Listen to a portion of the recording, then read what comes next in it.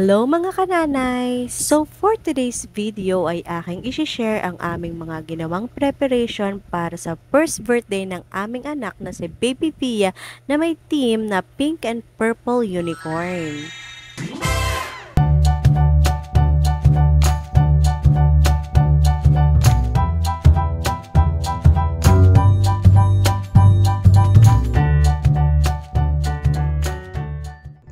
Para sa backdrop, kama na nga pala namin ang ginamit namin para madaling maikabit ang mga tela at mga props. Bumili na nga pala kami ng mga bagong tela dahil magagamit din ito sa mismong birthday ni Via.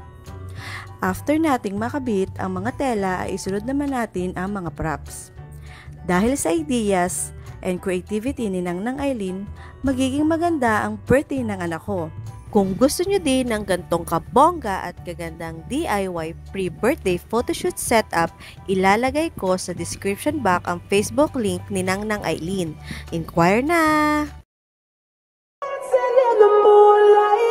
It's my birthday! Thank you for that.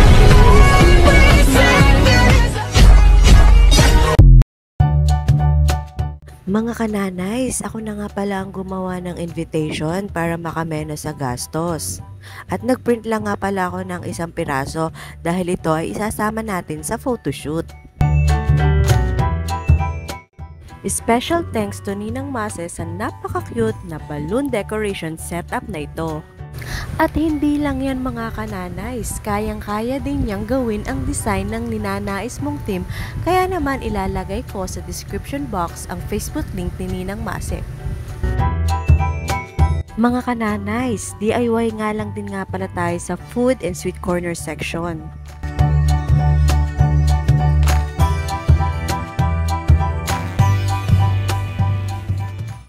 Yung mga ginamit namin mga tela at props sa pre-birthday photoshoot ay yun na din ang ginamit namin sa mismong birthday celebration ni Baby.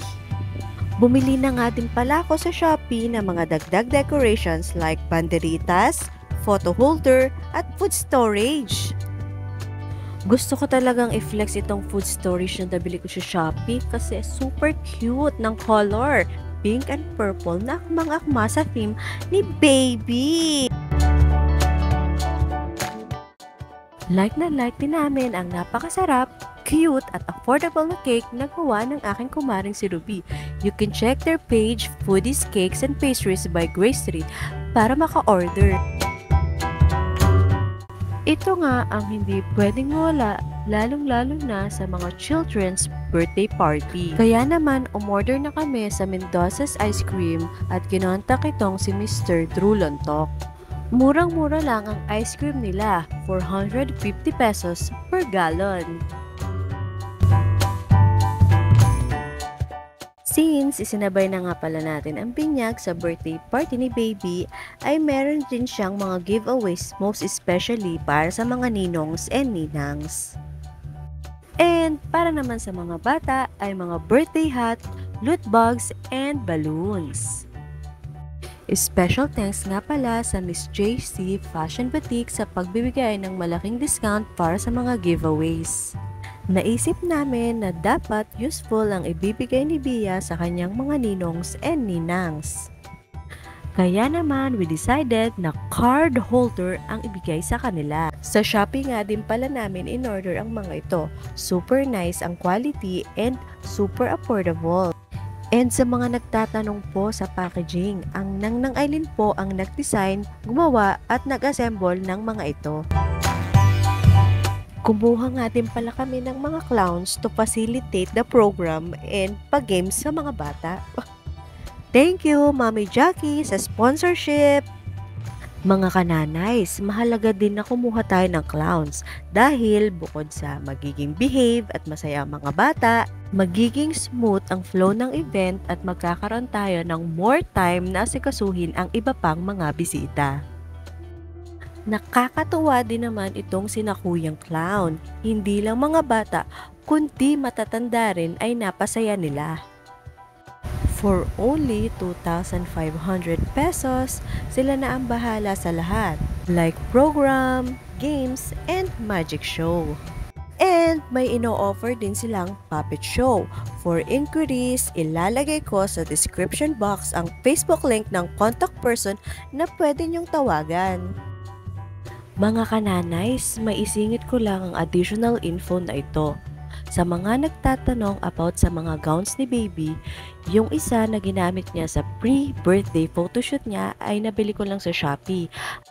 At yung isa namang gown na suot niya sa mismong birthday party niya ay bigay ng ating isang kananay na si Tita Milea. Thank you so much! Pagdating naman sa mga games, meron tayong dalawang klase. Ito ay ang pasabit at ang pokpok palayok. Na-realize ko talaga mga kananays na mahalaga ang may pag-games sa birthday party. Dahil dito makikita ang excitement at kasiyahan sa mga bata. Ito na rin ang aming way to show gratitude sa pag-e-effort nila sa pagpunta sa mahalagang araw na ito sa aming anak na si Baby Bia. Mga kananays, ito ay isa sa mga pinakamahalagang dapat nating isaalang-alang pagdating sa pagpiprepare ng birthday party ng ating mga anak. Ito ay ang photographer. Mahalagang mayroong mag-capture sa mga special moments sa ating pa-event at sa ating venue kasi aminin naman natin mga kananays, masyado na tayong busy sa pag-i-entertain at pag-asikaso sa mga bisita. So, wala na tayong time mag-picture-picture. Sayang naman yung mga moments. Totoo naman yung sinasabi ng iba na hindi maaalala ng ating mga anak ang birthday party na inihanda natin para sa kanila. Pero mga kananays, ang sarap diba na paglaki nila ay maipapakita tayong pictures and memories. And I think naman doon namin maipapakita ni Tatay Pash ang aming effort and love para kay Baby Bia. At gusto namin ipakita sa kanya na we want the best for her. I would recommend Some Shots Photography. Napakabait and promise napakahusay niyang kumuha ng mga photos, lalong-lalo na yung mga candid. Kaya naman, I'm so kilig!